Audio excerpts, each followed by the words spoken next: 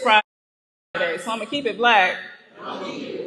In the past 2 weeks, we have lost 4 Black women to intimate partner violence. Say their names. Serena Waisner Fairfax, murdered by her husband, former Virginia Lieutenant Governor Justin Fairfax. Tammy McCullum, a pastor in North Carolina. Coral Springs Vice Mayor Nancy Mateo Bowen. Javante Curtis, a Black trans woman beaten to death by her boyfriend in Chicago. And not to mention 2 adult women shot, 1 killed, 2 of them the mothers of the 8 children also shot and killed by their father, Shamar Elkins, just a few days ago. I just found out there was a pregnant Black woman found in Houston, dead. So Black men, I'm gonna have to call you to the front of the room and ask you a couple of questions. Is that okay?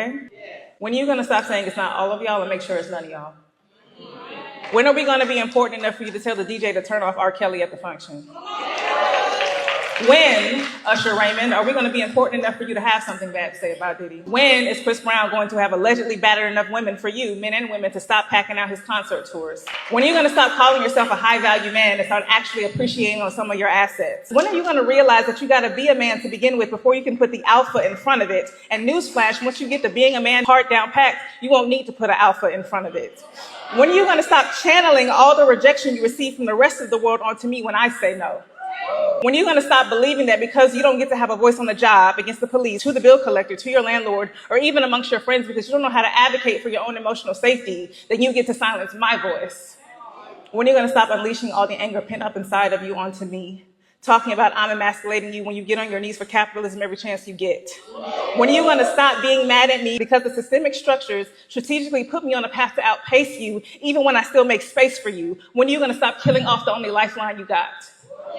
Answer me. And I'm not asking why, because the type of men I have to ask why always have answers routinely rooted in patriarchy and white male dominance theory, and Frantz Fanon might have been right about y'all specifically with your black skins and your white masks. I'm done asking why, I'm asking you when. How long is it going to take for you to realize we are all you got? How long is it going to take for you to wield your influence on each other and the women that need your approval for the betterment of the whole of the group? How long until you realize that you will continue to suffer at a much greater degree at that, the longer you refuse to work in tandem with us? Because no matter what them white folks tell you, I hate to break it to you, you were never designed to work on top of us.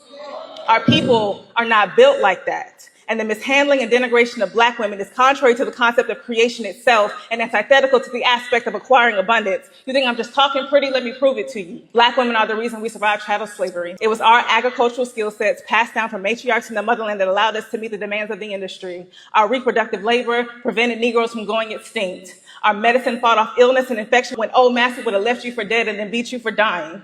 Black women taught an entire generation of black people how to read after slavery. Black women organized and executed every mainstream boycott that you can think of. Black washer women organized to get some respect on their names so they could bring in some extra income to support the household they still had to run when they got off of work to take care of you and your kids. Black women taught black kids how to protect themselves physically and mentally as they integrated school so they could keep going to school and make something out of themselves and make something out of your sacrifice. Black women have been working polls, doing voter registration and education since the Civil Rights Movement. Just ask my grandma from Camden County, North Carolina, who drove the school bus my daddy rode to school on, was a cafeteria lady during the day, still found time to make sure he had a home-cooked meal, and so too did the people down to the church house before they went to work to the polls every election season.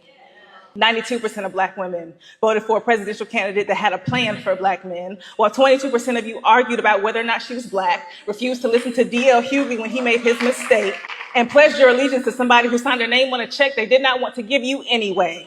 We show up for you. We are your army. And you shoot us down like enemies and treat it like it's friendly fire, and your mama ought to be shamed.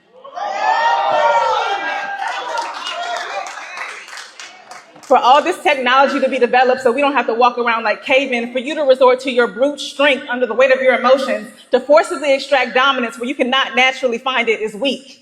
It should tell you that you cannot naturally dominate black women. And for men who will do anything not to appear weak to another man, to regularly exhibit weak behavior around women is questionable. We are in the middle of a revolution and you are showing us you're too scary to show up where it counts. But black women do not have the luxury of being afraid. Let me go back for a second here. Do you know why black women were so integral to the civil rights movement? It wasn't just because we were black too and experiencing all the racial terror and disenfranchisement. It was because we were getting raped.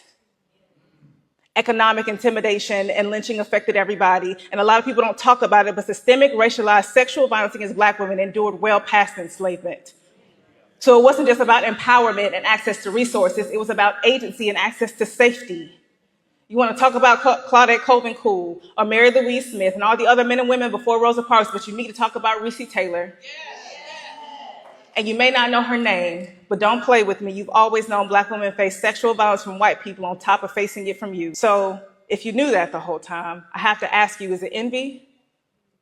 Are you so willing to dispose of us because you know exactly how much we've been through but can't understand how we've been able to excel so far in spite of? Interesting. Well, instead of choosing jealousy and doing the white man's dirty work for him, why not choose a smart thing, us, and learn from the best people to ever do it? Thank you.